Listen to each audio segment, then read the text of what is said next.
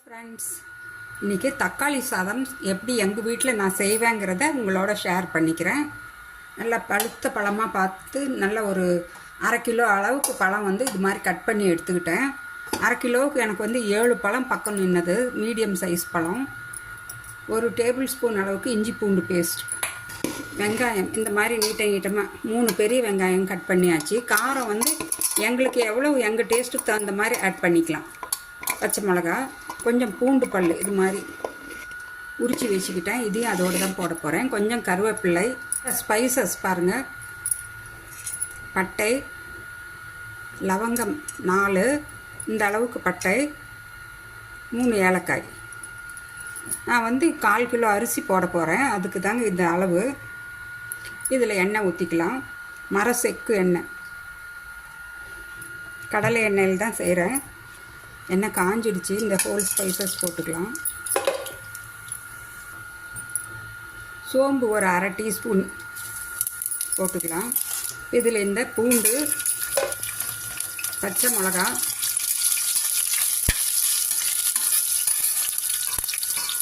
கொஞ்சம் கருவேப்பிலை, புதினா இருந்தாலும் போடலாம். என்கிட்ட புதினா இல்லை.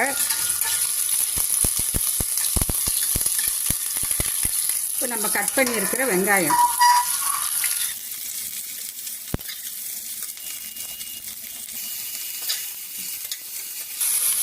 இந்த வெங்காயத்தோடவே நான் கட் பண்ணியிருக்கிற தக்காளியும் போட்டுக்கிறேன்.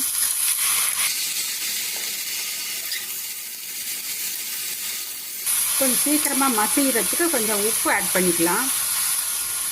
ஒரு 1/2 டீஸ்பூன் அளவுக்கு உப்பு.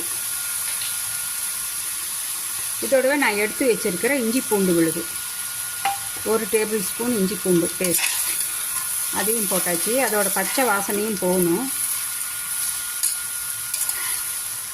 இதெல்லாம் நல்லா வதங்கி வரட்டும். 1 நிமிஷம் அப்படியே மூடி வைக்கலாம். ஓப்பன் பண்ணி பார்க்கலாம்.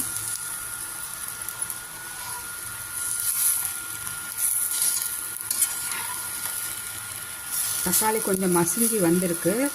இன்னும் கொஞ்சம் மசிட்டும் பாருங்கள். நல்லா இதுலேயே தண்ணி விட்டுருக்கு. இதுலேயே அந்த பச்சை வாசனை, இஞ்சி பூண்டோட பச்சை வாசனை போயிடும். இன்னும் கொஞ்சம் ஸ்மெல் வருது, இஞ்சி பூண்டோட ஸ்மெல்லு.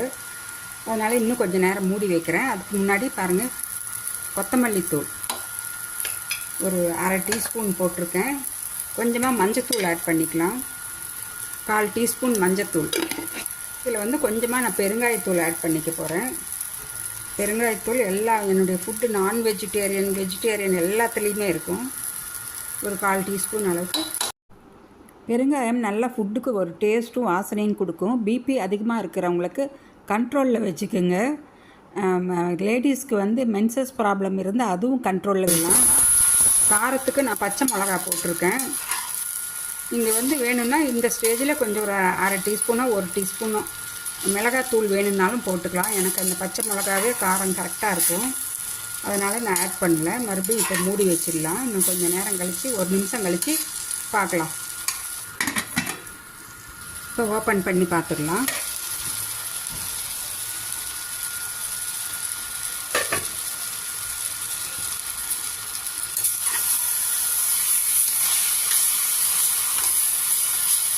பாருங்க, இந்த தக்காளி எல்லாமே நல்லா மசிஞ்சு வந்துடுச்சு.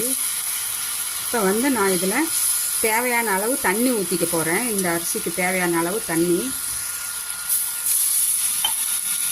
1/4 கிலோவுக்கு 1:2 தான். சாப்பாட்டு அரிசி தான் நான் போட்டிருக்கேன், புழுங்கல் அரிசி. அதனால் கொஞ்சம் தண்ணி வந்து வேகிறதுக்கு கொஞ்சம் அதிகமாக 2.25 கிளாஸ் ஊற்றிருக்கேன். இந்த தண்ணி நல்லா கொதித்ததும் நான் அரிசியை கொட்டி ஒரு 2 விசில் கொடுத்து ஒரு 5 நிமிஷம் லோ ஃப்ளேமில் வைக்க போகிறேன். தண்ணி கொதிக்கட்டும். இதுக்கு தேவையான அளவு உப்பு ஆட் பண்ணிக்கலாம். 1/4 கிலோவுக்கு உண்டான அளவு உப்பு.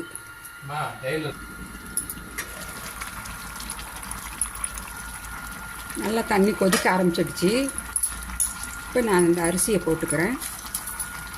நல்லா ஊற வச்சு, நல்லா 1 மணி நேரத்துக்கு முன்னாடியே ஊற வச்சுட்டேன். சாப்பாட்டு புழுங்கல் அரிசி தாங்க இது. இது சீரக சம்பாவிலையும் செய்யலாம், இது பாஸ்மதி ரைஸ்லேயும் செய்யலாம். நம்ம பிரியந்தான். இப்போ இந்த அரிசி போட்டாச்சு, நல்லா கிளறி விட்டு மூடி வச்சிடலாம். மூடி வச்சு விசில் கொடுத்துக்கலாம். இந்த ஸ்டேஜில் நான் உப்பு செக் பண்ணிட்டேன், எனக்கு கரெக்டாக இருக்குது. இந்த மாதிரி ரிங்கு வச்சுக்கிட்டா எனக்கு அடி பிடிக்காமல் வரும்.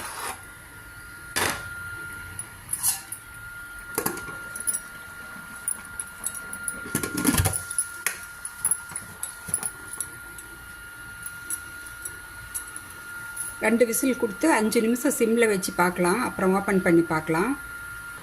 இப்போ ப்ரெஷர் எல்லாமே போயிடுச்சு. ஓப்பன் பண்ணி பார்க்கலாம்.